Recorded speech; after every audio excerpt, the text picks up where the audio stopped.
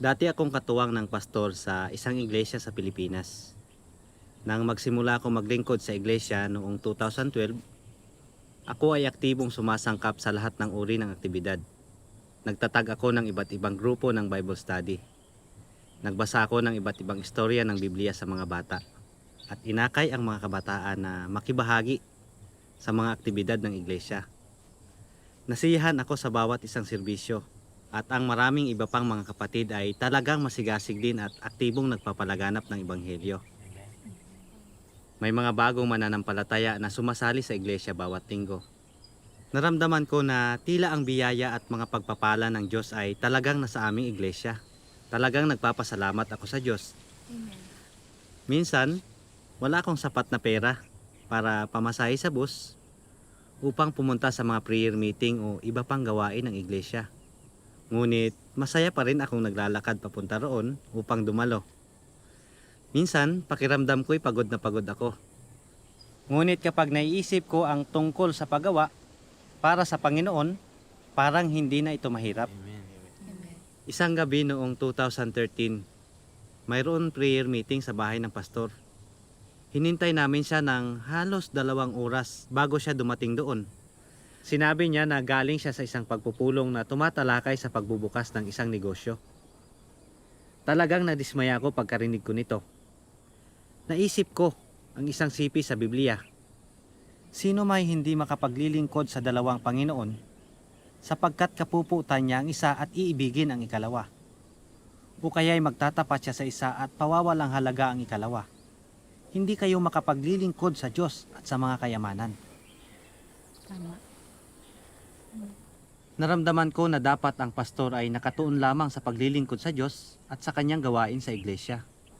At hindi sa pagpunta sa ganoong negosyo. Tama. Tama. Ba't siya gagawa ng ganoong mga bagay? Naguluhan ako at nalungkot sa kanyang inasal. Kinalaunan, unti-unti kong napagtanto na ang pastor ay nagsasalita lamang tungkol sa biblikal na kaalaman at teolohiya. Iyon at iyon din sa bawat panambahan. Walang kahit na anong kaliwanagan mula sa banal na espiritu. Ang ilang mga kapatid ay natutulog. Ang ilan naman ay nakikipagkwentuhan sa iba. Pakiramdam ko'y wala na akong nakukuhang anumang tostos para sa aking buhay sa pagdalo sa ganung uri ng panambahan. Ako ay igang-iga at tuyot sa aking espiritual. Ang pananampalataya ng ilang mga kapatid ay naging malamig. Hindi na sila kasing mapagmahal gaya ng dati. Nagsimula na silang makiayon sa kalakaran ng sanlibutan. Ninais na nila ang kasiyahan ng sanlibutan. At hindi na rin sila palagi ang dumadalo sa mga panambahan o pananalangin. Wala na silang pinagkaiba sa pagitan ng mga hindi mananampalataya. Tama. Sa pagsisikap na maakit ng iglesia ang maraming tao, sinimula ng iglesia ang mga Bible study at mga prayer groups at pinaghali-halili ang mga tao na manalangin para sa iglesia. At marami rin silang ginanap na mga pagsasalo-salo. Ngunit walang nagbago. Ang bilang ng mga dumadalo ay kakaunti pa rin. Nakaramdam ako ng panghihina ng maglaon. Ngunit nagpatuloy ako sa paglilingkod sa iglesia upang subukang magbigay ng inspirasyon sa iba. Ang mga bagay-bagay ay patuloy na dumaosdos pababa. Ang pastor at ang kanyang asawa ay naglulustay ng pera mula sa aktibidad ng iglesia. At ang mga handog ay malaya nilang ginagamit paano man nila gustuhin. Maraming reklamo at grupo-grupong nalagas ang mga tao sa iglesia. Ako at ang aking pamilya ay tumigil na rin sa pagdalo sa panambahan noong Oktubre 2017. Napansin kasi namin na mayroong paninibugho at hindi pagkakasundo sa pagitan ng mga miyembro. At may ilang mga tao na nagsusulong ng kanilang negosyo sa iglesia. Mayroon pang isang mananampalataya na homosekswal. Ngunit ang pastor ay nagbubulag-bulagan. Nagpaalala ito sa akin tungkol sa kasamaan at katiwalian sa Sodoma at Gomora. Nang sa pagtatapos ng kapanahunan ng kautusan, Ang templo ay naging isang lungga ng mga magnanakaw at napuno ng mga taong nagbebenta ng mga kalapati at nagpapalitan ng pera. Hindi ba't ang ating iglesia ngayon ay naging isang lugar ng pangangalakal? Naging isang lungga ng mga magnanakaw? Hindi talaga namin kayang tiisin ang ganoong kasamang uri ng masamang pag-uugali sa iglesia. Kaya't nagsimula kaming maghanap ng isang bagong simbahan na mayroong gawain ng banal na espiritu. Noong Nobyembre 2017, ako at ang aking pamilya ay nagpunta sa iba't ibang simbahan upang makinig ng mga pangangaral. Ngunit hindi pa rin namin maramdaman ang gawain ng banal na espiritu kahit saan. Sila ay katulad lamang ng aming dating iglesia na laging nagpapaseminar, nag-iimbita ng makilalang mga ngaral upang magbigay ng mga sermon. At ang mga makakadalo lamang ay ang mga bumibili ng tiket at mga espiritual na aklat. At kailangan mo munang magbigay ng donasyon kung gusto mong ipanalangin ka ng pastor. Yun. Kailangan bang magdonasyon bago maipanalangin? Ang ilan naman ay nagdaraos ng masasayang pagtitipon at nag-iimbita ng mga kilalang tao upang subukang ilapit ang mga tao sa mga simbahan. Naguguluhan ako sa lahat ng ito. Bakit wala sa alinmang mga simbahan ang gawain ng banal na espiritu? Bakit ang lahat ng mga pastor at mga mangangaral ay mga sakim at namumuhay sa kasalanan? Paglilingkod pa ba iyon sa Panginoon? Hindi na. Nawala na sa akin ng tuluyan ang kagustuhan na pumunta sa mga simbahan. Kaya't binabasa ko na lamang ang Biblia sa bahay.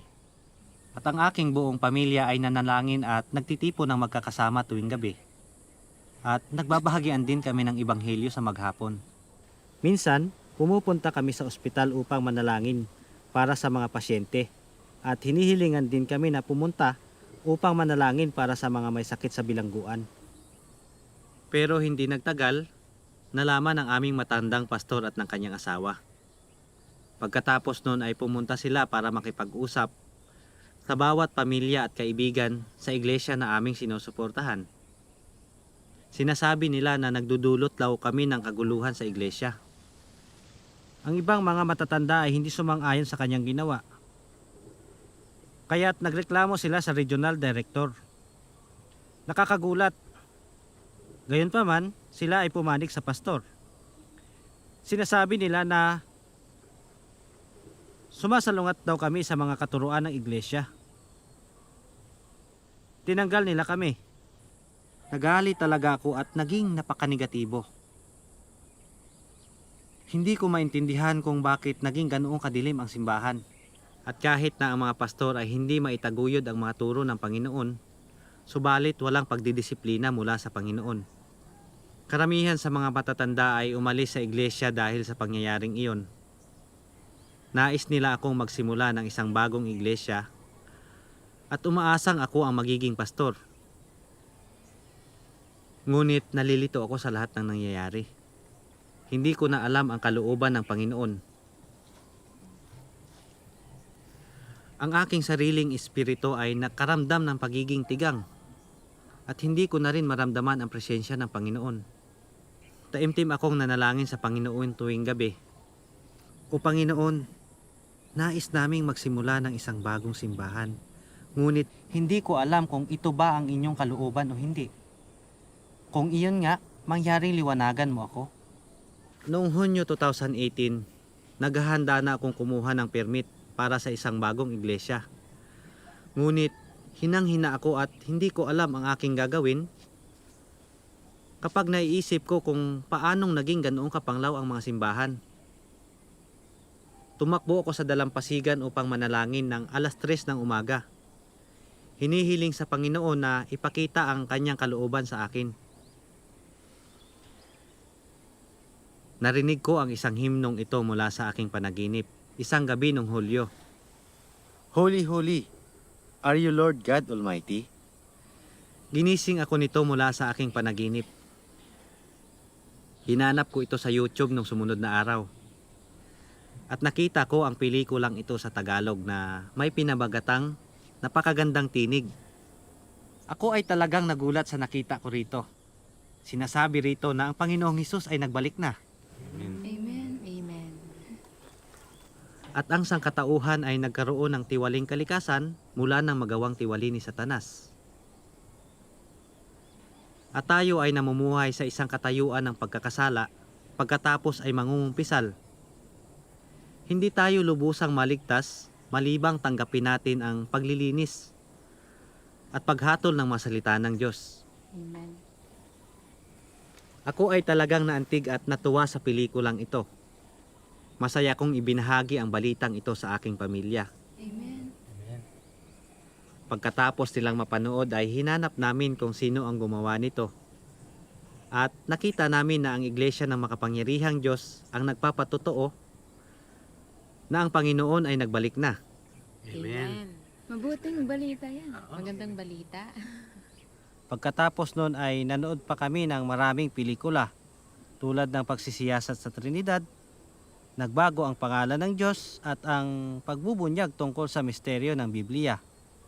Nauunawaan ko na palaging iisang Diyos ang gumagawa upang iligtas ang sangkatauhan.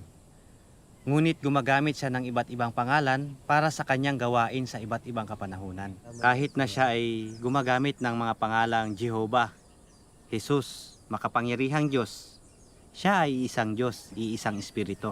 Amen. Tama. Tama. At ang Biblia ay talaan lamang ng 2 yugto ng kanyang gawain na nagawa na ng Diyos.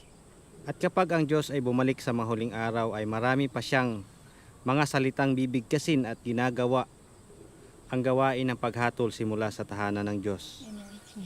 At sinabi pa nila rito na ganap nitong tinutupad ang propesiya ng Panginoong Hesus. Mayroon pa akong maraming bagay na sa inyo ay sasabihin. Ngunit ngayon ay hindi ninyo mga titiis. Gayunmay kung siya ang espiritu ng katotohanan ay dumating, ay papatnubayan niya kayo sa buong katotohanan sapagkat hindi siya magsasalita ng mula sa kanyang sarili, kundi ang anumang bagay na kanyang marinig, ang mga ito ang kanyang sasalitain. At kanyang ipapahayag sa inyo ang mga bagay na magsisidating. Amen. Mukhang para sa akin ay talagang nagbalik na ang Panginoong Hesus. Kaya't nakipag-ugnayan ang aking kapatid sa isang tao mula sa Iglesia ng Makapangyarihang Diyos sa online. At sinimula naming tingnan ang gawain ng Makapangyarihang Diyos sa mahuling araw. Sinabi ko sa isang kapatid na kasama sa Iglesia ang tungkol sa mga taong iyon sa aming dating Iglesia. At ang pagsasaliksik na makahanap kami ng isang bagong simbahan na mayroong gawain ng banal na espiritu. At tinanong ko rin siya kung bakit naging ganong kapanglaw ang masimbahan. Ibinahagi niya sa akin ang fellowship na ito. Mayroong mga dahilan kung bakit naging napakapanglaw ang relihiyosong mundo. Sa pasimula ng kapanahunan ng kautusan, ang mga Israelita ay sumusunod sa mga utos at batas ni Jehovah. Mayroon silang gabay at pagpapala mula sa Diyos. At kung sino man ang lumabag sa batas ay pinaparusahan ng naaayon. At kapag ang mga pari ay pumasok sa templo, kinakailangan muna nilang linisin ang kanilang mga sarili, tulad ng naiutos ng Diyos na Jehovah. At pumasok ng nakayapak kung ang isang tao ay nadungisan sa labas ng templo at hindi na makakapasok muli sa templo sa loob ng isang tiyak na panahon na inalam ng Diyos na Jehovah. Kung hindi, sila ay mapupuksa ng apoy mula sa bubong ng templo. Ang sinumang nangahas na sumalungat sa mga kautusan ni Jehovah at pumasok pa rin sa templo ay hindi papatawarin ni Jehovah.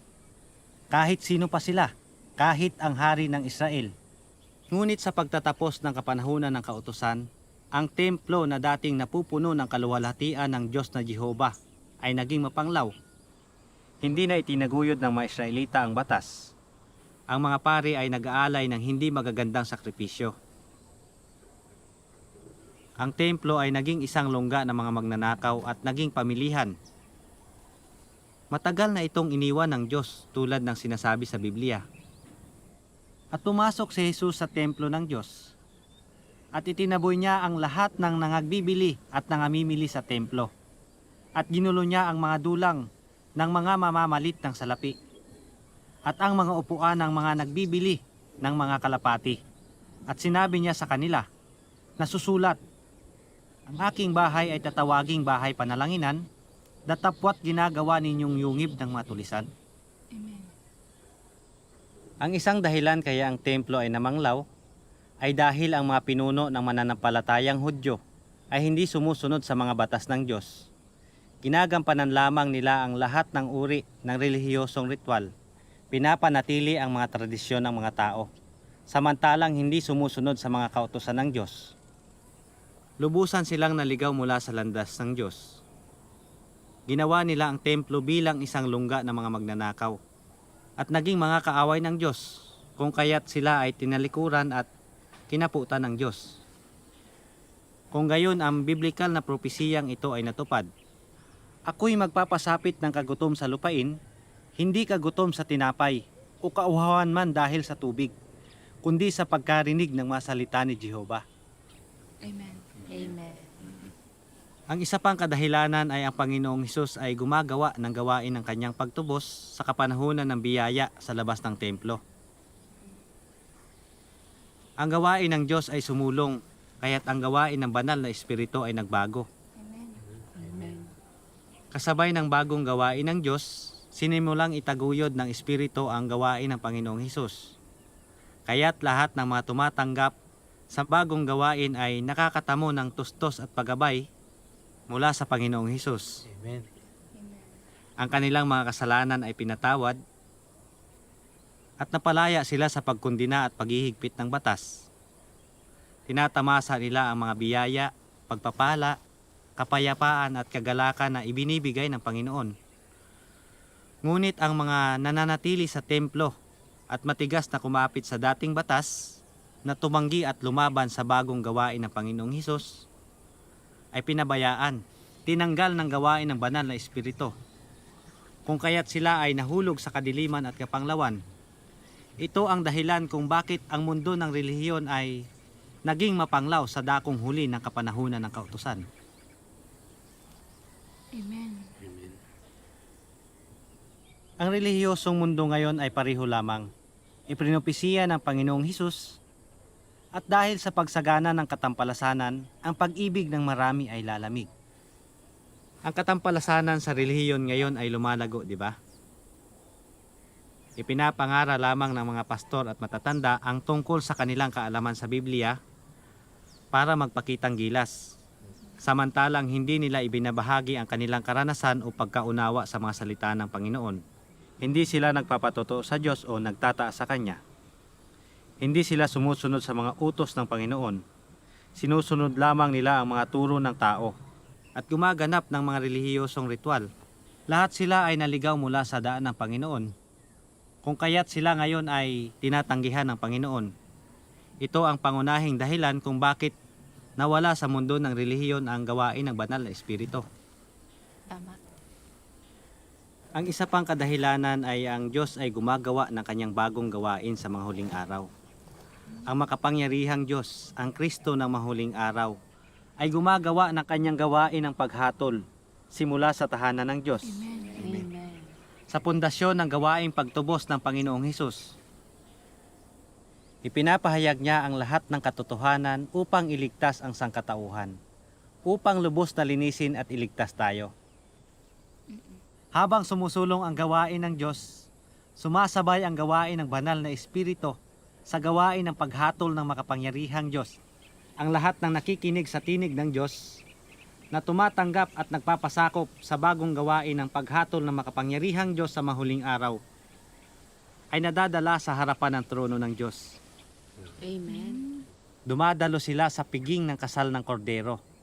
Tinatamasa nila ang pagtustos ng mga buhay na tubig na dumadaloy mula sa trono ng Diyos. Unti-unti nilang naunawaan ang katotohanan at nakikilala ang Diyos. Ang pananampalataya sa loob nila ay lumalago. At sa pamamagitan ng pagdaranas at pagsagawa ng mga salita ng Diyos, nakakatamo sila ng pagkaunawa sa kanilang sariling malasatanas na disposisyon at makasalanang kalikasan. Nakakaramdam sila ng pagsisisi at napupuot sa kanilang mga sarili.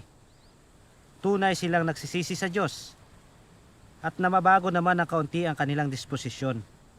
Ngunit ang mga nabaon sa mundo ng relihiyon na tumatanggi na tanggapin ang makapangyarihang Diyos ay nagsasalita lamang ng mababaw tungkol sa Biblia at sa mga panambahan. Hindi nila kayang tamasain ang sinasabi ng banal na espiritu sa mga iglesia. Ang mga ito ay walang tustos ng makasalukuyang salita ng Diyos o ng paggabay at gawain ng banal na espiritu. Sila ay nagugutom at nauuhaw, mahina at negatibo at nagkakasala ng walang disiplina. Nagiging mas buktot sila at nahuhulog sa kadiliman. Ang mga simbahan ngayon ay nagiging isang tigang, gaya lamang ng isang oasis na nagiging isang disyerto at ng kanaan na nagdurusa ng tagutom. Tulad ng sinasabi ng Diyos na Jehovah, at aking namang pinigil ang ulan sa inyo ng 3 buwan na lamang at pag-aani na. At aking pinaulan sa isang bayan, at hindi ko pinaulan sa kabilang bayan. Isang bahagi ay inulanan, at ang bahagi na hindi inulanan ay natuyo. Tama yun. Ang lungsod kung saan siya ay nagpaulan, ay ang iglesia kung saan nagpakita ang nagkatawang taong Diyos sa mahuling araw, at gumagawa ng kanyang bagong gawain. Samantalang ang lungsod kung saan hindi siya nagpaulan ay malinaw na tumutukoy sa relihiyosong mundo na tumatanggi sa mga sinasabi ng banal na espiritu sa mga iglesia, kundi kumakalaban at kumukundina sa pagpapakita ng bagong gawain ng Diyos sa mahuling araw. Kung gusto nating matamo ang gawain ng banal na espiritu at ang mga tustos ng buhay na tubig, ay kinakailangan nating makasabay sa yapak ng Diyos at tanggapin ang gawain ng makapangyarihang Diyos sa mahuling araw. Amen. Ang pagbabahagi ng kapatid na ito ay talagang nagbukas sa aking mga mata. Nakita ko ang pangunahing dahilan kung bakit naging napakapanglaw ang mga iglesia ay dahil ang mga pastor at matatanda ay hindi sumusunod sa mga utos ng Panginoon. Lumayo sila mula sa daan ng Panginoon. Hindi nila kailanman ginabayan ang mga mananampalataya na danasin o isagawa ang mga salita ng Panginoon. Gumagawa sila ng mga bagay-bagay na laban sa Panginoon na naging dahilan upang tanggihan sila ng Panginoon. At kung hindi tayo sasabay sa kanyang bagong gawain ngayon na ang Panginoong Hesus ay bumalik na sa mga huling araw at ang gawain ng banal na espiritu ay nagbago, mahuhulog tayo sa kadiliman at mawawala sa atin ang paggabay at pagpapala ng Panginoon. Pagkatapos ay binasa ng kapatid na ito ang ilang salita ng Diyos. Ako na magbabasa. Sige po.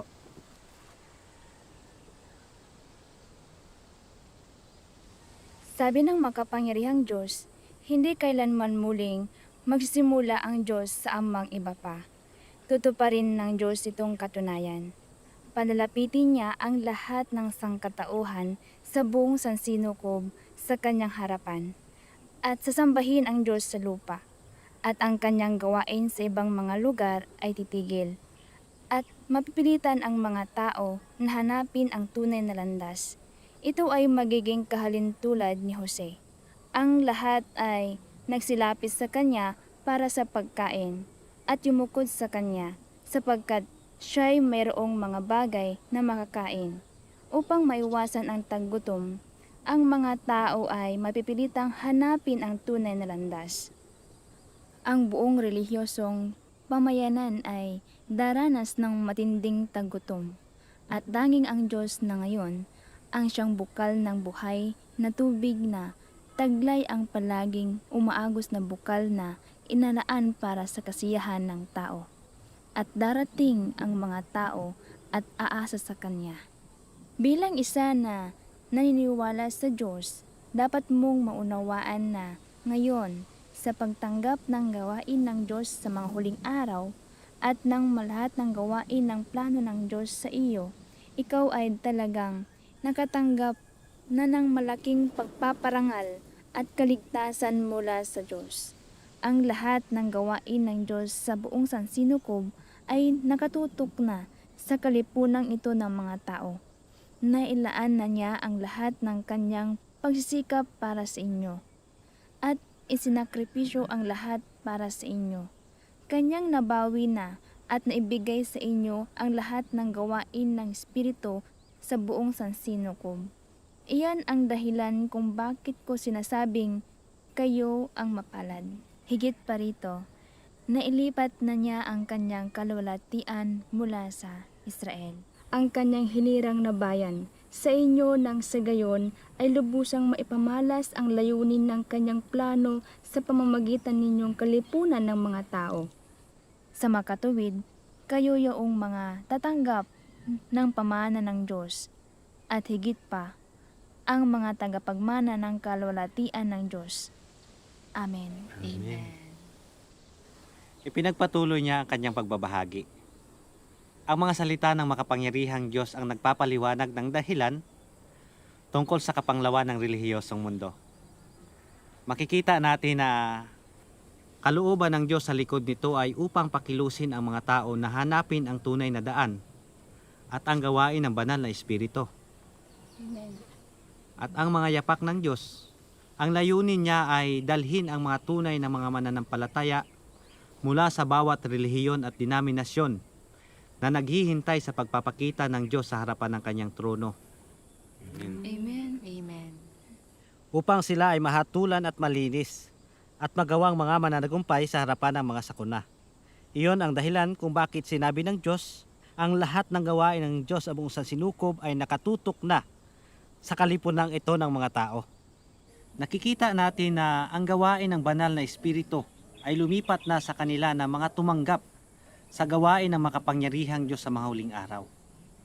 Tanging ang mga nakikinig sa tinig ng Diyos at tumatanggap ng gawain ng paghatol ng makapangyarihang Diyos sa mga huling araw Salamat sa Diyos. Salamat sa Diyos. ang makatatamo ng tustos ng mga buhay na tubig na dumadaloy mula sa trono. Nakakaranas ng paghatol at paglilinis ng mga salita ng Diyos at nakakakita ng pagbabago sa kanilang sariling disposisyon sa buhay.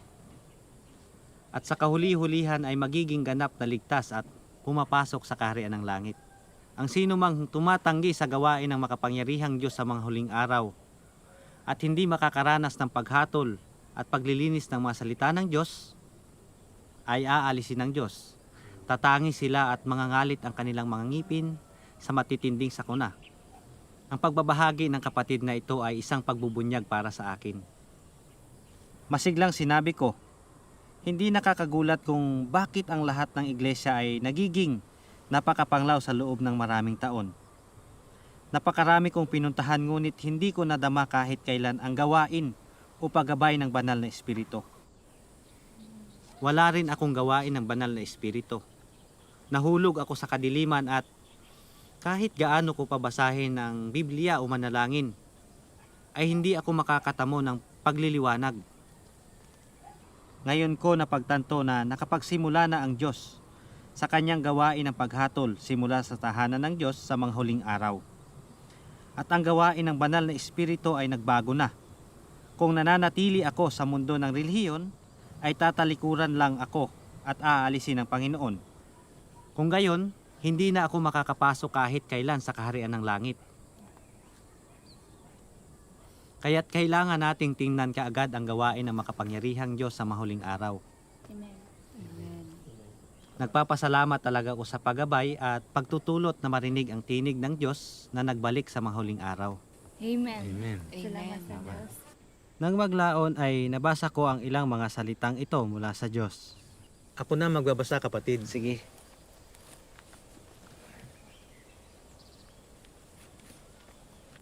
Ginagawa ko sa buong sansinukob ang aking gawain at sa silangan, walang katapusan ang paglabas ng dumadagundong na mga kalabog. Yumayanig sa lahat ng bansa at mga denominasyon. Ang akin tinig ang nag-akay sa lahat ng tao tungo sa kasulukuyan. Sasaniin kong malupig ng akin tinig ang lahat ng tao upang mangahulog sa agos na ito at magpasakop sa aking harapan. Dahil matagal ko nang binawi ang aking kaluwalhatian mula sa buong daigdig at inilabas ito ng panibago sa silangan. Sino ang hindi nananabik na makita ang aking kaluwalhatian? Sino ang hindi balisang naghihintay sa aking pagbabalik? Sino ang hindi nauuhaw sa aking muling pagpapakita? Sino ang hindi nagmimithi sa aking pagiging kaibig-ibig? Sino ang hindi lalapit sa liwanag? Sino ang hindi titingin sa kayamanan ng Kanaan? Sino ang hindi nananabik sa pagbabalik ng manunubos? Sino ang hindi sumasamba sa dakilang makapangyarihan sa lahat? Ang akin tinig ay lalaganap sa buong daigdig. Nais ko kaharap ang mga taong aking hinirang na magsasalita pa ng marami pang salita sa kanila, kagaya ng makapangyarihang mga kulog na yumayanig sa mga bundok at mga ilog. Aking winiwika ang aking mga salita sa buong sangsinukob at sa sangkatauhan. Kaya naman ang mga salita sa aking bibig ay naging yaman ng tao at minamahal ng lahat ng tao ang aking mga salita. Kumikislap ang kidlat mula sa silangan ng tuloy-tuloy hanggang kanluran. Ang aking mga salita ay ayaw isuko ng mga tao at kasabay nito ay nasusumpungang hindi nila maarok ang mga ito. Ngunit mas nagagalak sa mga ito. Gaya ng isang bagong silang na sanggol, masaya at nagagalak ang lahat ng tao. Ipinagdiriwang ang aking pagdating sa pamamagitan ng aking tinig. Dadalhin ko ang lahat ng tao sa aking harapan. Mula roon, formal akong papasok sa lahi ng mga tao nang sa gayon ay lumapit sila para sambahin ako. Sa pamamagitan ng kaluwalhatiang nababanaag sa akin at ng mga salita sa aking bibig, aking gagawin ito na anupat lahat ng tao ay lumalapit sa aking harapan at makikita na kumikidlat mula sa silangan at na nakababa na rin ako sa bundok ng mga ulibo ng silangan. Makikita nila na matagal na akong nasa daigdig, hindi na bilang anak ng mga Hudyo, kundi bilang kidlat ng silangan. Dahil matagal na akong nabuhay na mag-uli at lumisan mula sa sangkatauhan at nagpakitang muli sa mga tao na may kaluwalhatian. Ako ang siyang sinamba ng napakaraming panahon bago ngayon. At ako rin ang sanggol na tinalikdan ng mga Israelita ng napakaraming panahon bago ngayon. Bukod pa rito, ako ang lubos na maluwalhating makapangyarihan Diyos sa kasalukuyang kapanahunan. Hayaang lumapit ang lahat sa harapan ng aking luklukan at tingnan ang aking maluwalhating mukha. Marinig ang aking tinig at masdan ang aking mga gawa. Ito ang kabuuan ng aking kalooban. Ito ang katapusan at rurok ng aking plano. Gayon din ang layunin ng aking pamamahala. Hayaang sambahin ako ng bawat bansa. Kilalanin ako ng bawat dila. Panatiliin ng bawat tao ang kanyang pananampalataya sa akin. At magpasakop sa akin ang bawat tao. Amen. Amen. Ang mga salitang ito na puno ng kapangyarihan at otoridad ay yumanig sa aking kaloob-looban. Alam ko sa aking puso na ang mga salitang ito ay pagbigkas ng banal na espiritu. Amen. Amen. Nagbasa pa ako ng ilang mga artikulo ng salita ng Diyos pagkatapos noon. Tulad ng, ang kapanahunan ng kaharian ay ang kapanahunan ng salita. Ginagawa ni Kristo ang gawain ng paghatol sa pamamagitan ng katotohanan. Yaon lamang mga nakakakilala sa Diyos at nakakaalam ng kanyang gawain ang makakapagbigay kasiyahan sa Diyos. Ang katotohanang nakapaloob sa gawain ng panlulupig at nakarating na ang milenyong kaharian. Amen. Amen. Nakita ko na wala maliban sa Diyos ang nakapagpapahayag ng mga katotohanan ito. Nakapagpapahayag ng disposisyon at kalooban ng Diyos o naghahayag ng kalalabasan at hantungan ng sangkatauhan. Naging ganap at lubos akong nakatitiyak na ito ay tinig ng Diyos, na ang makapangyarihang Diyos ay ang Panginoong Hesus na nagbalik. Opisyal kong tinanggap ang gawain ng makapangyarihang Diyos sa mga huling araw. Salamat sa makapangyarihang Diyos. Amen.